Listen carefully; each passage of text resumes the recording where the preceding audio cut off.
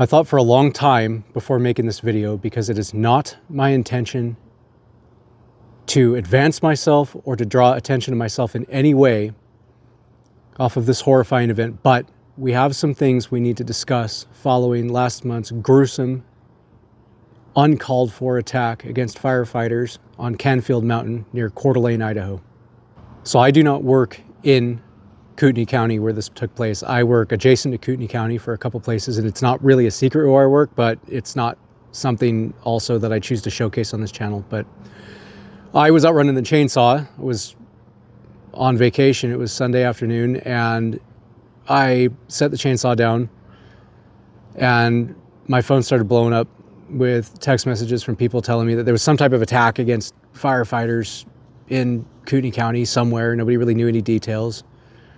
And so I made myself available just in case any backfill was needed or any sort of additional response was needed down there, because we really didn't know what was going on. We also didn't know if this was part of a larger planned attack. So I started text messaging around and just kind of spreading the word so that people could keep their head on a swivel, the people I knew who are working. And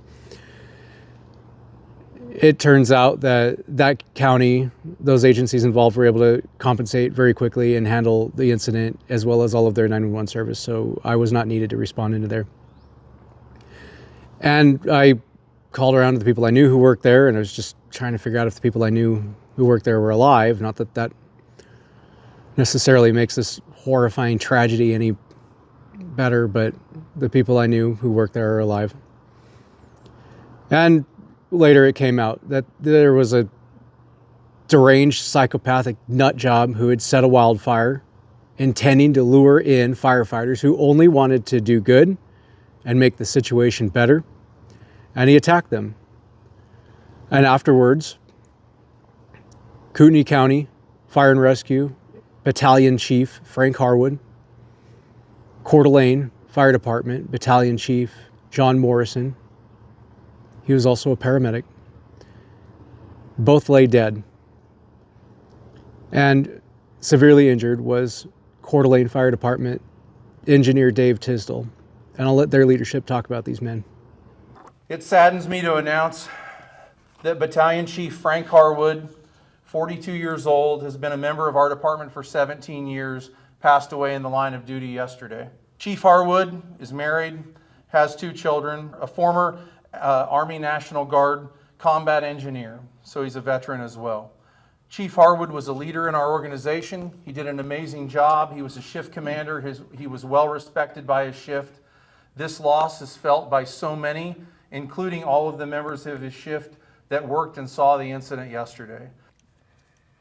From the Coeur d'Alene Fire Department, Battalion Chief John Morrison sustained fatal gunshot wounds yesterday and died in the line of duty. John Morrison began his career with the Coeur d'Alene Fire Department back in 1996. He's the battalion chief of Blue Shift, and he's held the ranks of firefighter, engineer, captain, battalion chief, and he's also a longtime paramedic for our department. He has served the city of Coeur d'Alene in this community for over 28 and a half years. Also injured in yesterday's incident was engineer Dave Tisdall, who sustained gunshot wounds as well, and he is currently in critical condition at Kootenai Health. Dave is surrounded by his family, and he's had 2 successful surgeries as of noon today. I do have a brief statement that Mrs. Tisdall wrote that I'd like to read. We thank everyone for their love and support. Dave is surrounded by his family, and he is able to open his eyes, and the 2 surgeries have gone well. So afterwards, after the shooting ended, there was still a massive wildfire burning up in the hills. This is extraordinarily rugged terrain. I've worked one fire in that area, that general area before, and it's steep. It's steep. The brush is thick. It's horrible, but they didn't know immediately if there was actually another shooter or anything. And so while there was still a potential risk to responders in the area and even to aircraft, right? Somebody could shoot up at an aircraft. There was no firefighting taking place. So that thing was just burning uncontrolled until they were able to verify that the scene was actually safe.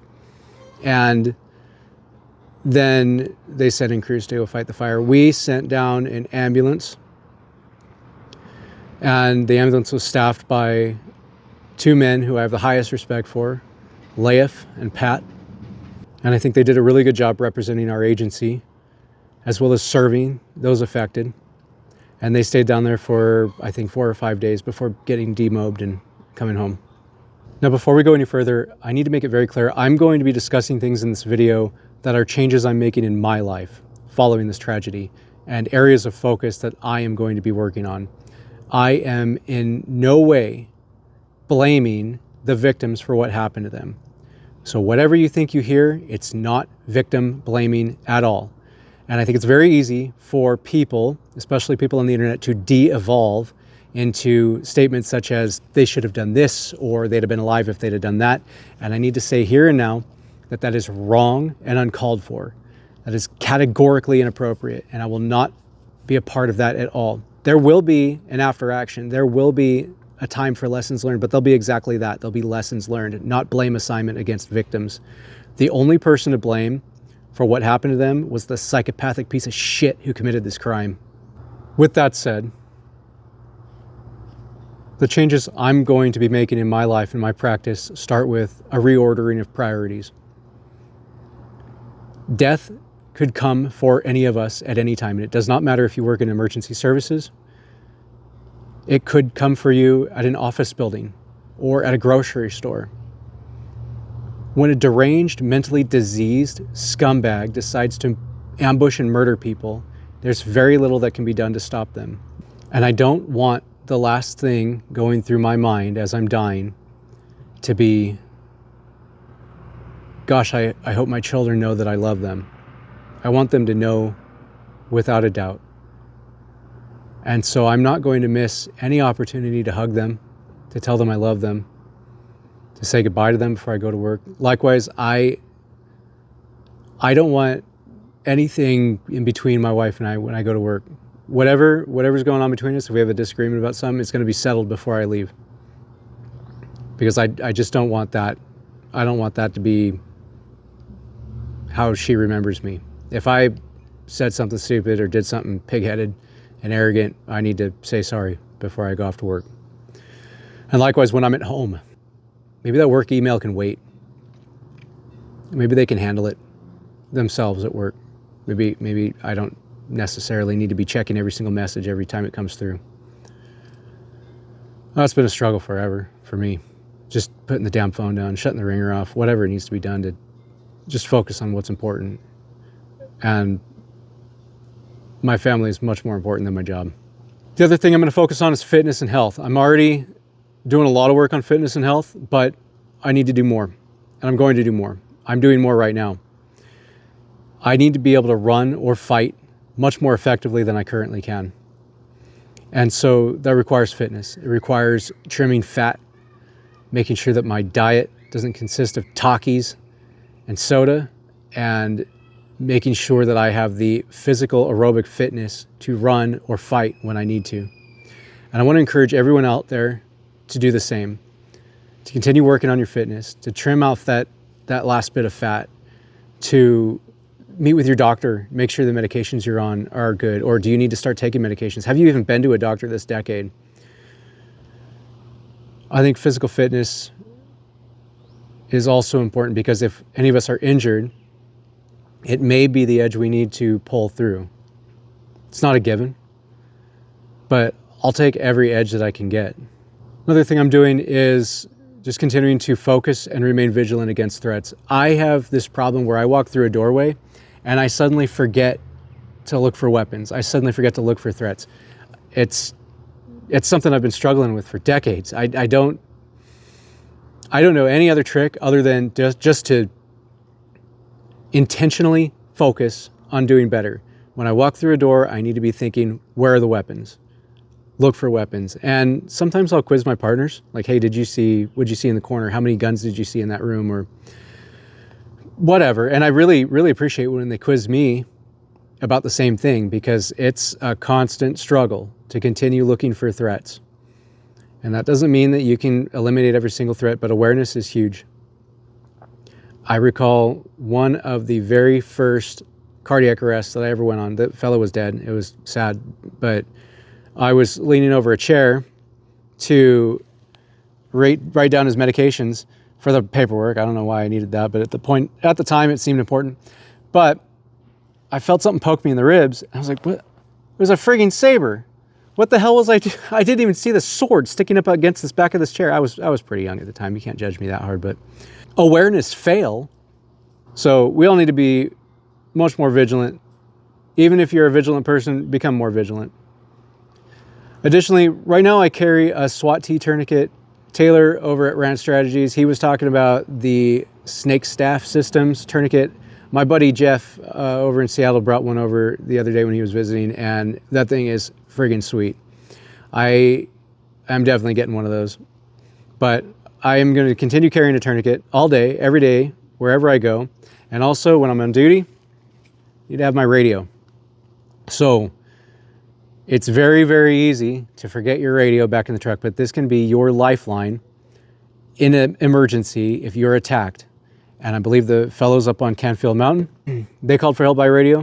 Additionally, Taylor over at Ranch Strategies, he discussed recently the attack on firefighters, very, very similar in appearance, in Webster, New York in 2012. And he's got some of the audio from their radio traffic calling for help. And it was really, really important radio traffic in terms of getting crews in to rescue the injured. And so I'm going to link to his video. But if you are a person inclined to leave your radio in the truck, please do what I'm doing. Focus on making sure that radio is with you at all times. Now, one habit I've gotten into over the past several years is I wear armor to every 911 call. And this armor right here was given to me by actually a YouTuber named Jimmy Talks. I'm going to link to his channel in the description below. And if he's watching, Jim, thank you. Thank you so much. I really appreciate your gift of this armor. He used to be an EMT in an extraordinarily violent area, and he left that life.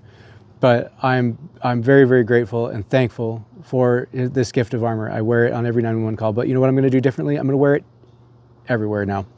Not off duty, but I'm talking about wearing it on transfers. I'm going to wear it into the grocery store. I really don't care at this point. Somebody can make fun of me, and you know what?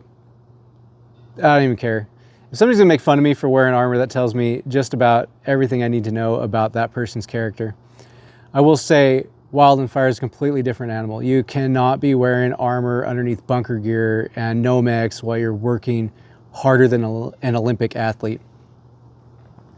And so that option would not likely have been available to the victims of that crime on Canfield Mountain. But there's a lot of activities we engage in that are like medicals. It's a lot lower impact. And I want to encourage other people, if you're considering wearing armor, I got your back. You do not need permission from any man to take purely defensive actions to protect yourself and help you go home at the end of the day. And so this meme was sent to me the other day, and I think it was sent to me with the intention to make fun of this EMT, but here this appears to be a young EMT named Cody, and he's got his armor on and it says EMT on it, and it seems to be his dating app. But I only have one question. Ladies, why haven't you swiped right on Cody here? Not only is young Cody here going to put like 100 babies into you, he takes his job seriously, and he is going to make all the money he needs and then come home at the end of the day to take care of you. So I think if young Cody here's got the confidence to wear this armor, I think we all can wear the armor too. And the last thing that I want to discuss is the issue of carrying weapons on duty. And this is something I have to approach very, very carefully. But what I want to say is I have my finger on the pulse of the providers, the emergency services providers in the Idaho Panhandle who carry weapons. And I have to say, if you are planning to attack EMS providers in North Idaho, you are playing a very, very dangerous game of roulette. And so the decision to carry weapons is one that is highly personal, and I would not fault anyone for making that decision. But there are some laws that you should be aware of in the state of Idaho, and this should serve as the foundation for further discussion with your attorney to find out what your rights are. So the first is the Idaho Firearms Regulation Preemption Law, that is statute 18-3302J. To summarize, this statute prevents any government entity other than the state legislature from regulating arms in any way. So if you have a taxing district, a county office, any city who is your employer or a place that you visit who posts signs that say no guns allowed, those are wholly unlawful and unenforceable. They cannot do that under statute 18-3302J. The other one is statute 30-501. Now this one's really interesting, and I would love it. I would absolutely love it if Washington gun law took this one up and explained more details about this. This is Idaho statute 30-501, and I'm just going to read it to you. It says, every corporation organized for any lawful purpose or purposes, whether a general business corporation or a designated class of corporation, shall, by the act of filing incorporation documents within the state of Idaho, acknowledge and accept the provisions of the Constitution of the state of Idaho and the provisions of this chapter as binding upon that corporation. Now, that's really interesting, isn't it? Because any corporation incorporating within the state of Idaho must adhere to the Constitution as binding. Now, what does the Idaho Constitution say about this topic?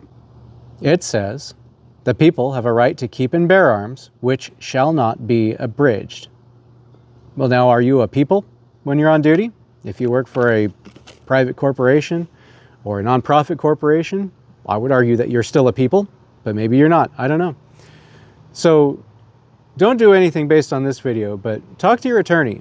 Find out what your rights are and find out what their recommendations are. Because you may have a whole lot more rights than you previously anticipated. So those are the changes I'm making in my life and my practice. And I just really hope that this had some benefit to you. Maybe it gave you some things to think about. And I think we owe it to those men who were murdered and assaulted to learn as much as we can from this incident when the after action comes out, and to spend some real time considering what changes we can make in order to be more prepared for the unknown and whatever comes our way.